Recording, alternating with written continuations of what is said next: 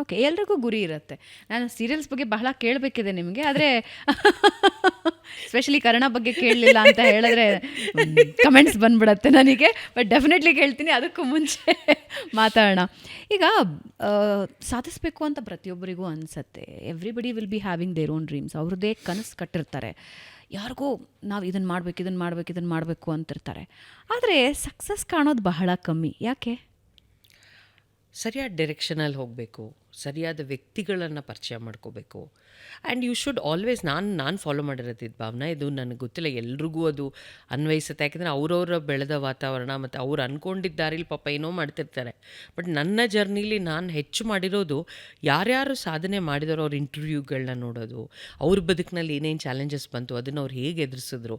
ಯಾಕೆಂದರೆ ಎಲ್ಲರ ಬದುಕಿನಲ್ಲೂ ಏರಿಳಿತ ಇದ್ದೇ ಇರುತ್ತೆ. ಇಟ್ಸ್ ನಾಟ್ ಲೈಕ್ ಇವ್ರು ಬಂದರು ಹಿಂಗಾದರೂ ಹೀರೋ ಆದರೂ ಅಲ್ಲ. There is something, there is a journey. ಅಡೆ ತಡೆ, ಸುಮಾರು ರೆಸ್ಟ್ರಿಕ್ಷನ್ಸು, ಸುಮಾರು ರೆಸಿಸ್ಟೆನ್ಸ್ಗಳು ಎಲ್ಲ ಬರುತ್ತೆ, ಕಾಂಪಿಟೇಷನ್ ಇರುತ್ತೆ. ಹೇಗೆ ಮುಂದಕ್ಕೆ ಹೋದರು ಅಂತ ಸುಮಾರು ಪುಸ್ತಕಗಳಿರ್ಬೋದು, ಇಂಟರ್ವ್ಯೂಸ್ ಇರ್ಬೋದು. ಅದು ನಂಗೆ ಮೊದಲಿಂದನೂ ನೋಡ್ಕೊಳ್ಳೋ ಹುಚ್ಚು. ಅವ್ರು ಹೇಗೆ ದಾಟಿದ್ರು ಆ ಮಜಲನ್ನು ಹೆಂಗೆ ಇದು ಮಾಡಿದ್ರು ಅಂತ. So I start learning from that. ಒಂದು.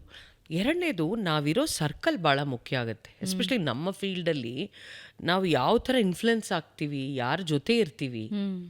ಈಗ ಫಾರ್ ಎಕ್ಸಾಂಪಲ್ ನಾವು ಧಾರಾವಾಹಿ ಮಾಡ್ತಾ ನನಗೇನು ಪ್ರೀತಿ ಇಲ್ಲದ ಮೇಲೆ ಸಿಕ್ತೋ ಅದು ನಾನು ನಿಮ್ಗೆ ಹೇಳಿದ್ದೆ ಲಾಸ್ಟ್ ಟೈಮ್ ಕೂಡ.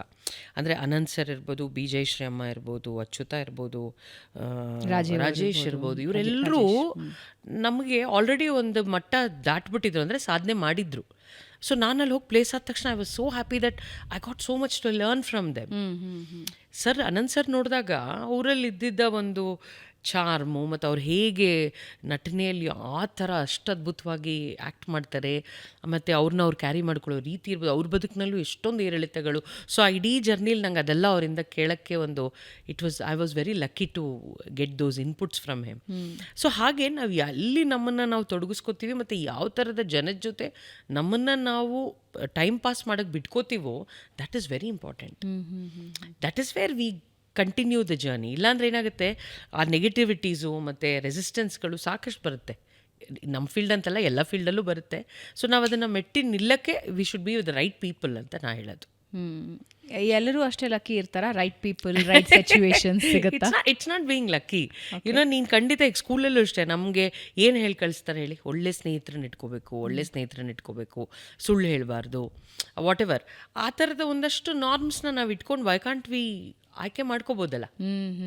ಈಗ ನೀವು ನಂಬಲ್ಲ, ನಾವು ಪ್ರೀತಿಲದ ಮೇಲೆ ಮಾಡುವಾಗ ಯಶು ಹಿ ವಾಸ್ ನವೀನ್. ಅವಾಗ ಅವನು ಶೂಟಿಂಗ್ ಆದ ನಂತರ ಯಾರ ಜೊತೆ ಯಾರು ಕಾಲ ಕಳೆದಿದ್ದಾಗಲಿ, ಸಮಯ ಟೈಮ್ ಪಾಸ್ ಮಾಡೋದಾಗಲಿ ನಾನು ನೋಡೇ ಇಲ್ಲ. ಅವನು ಅವಾಗಿಂದ ಏನು ಮಾಡ್ತಿದ್ರು?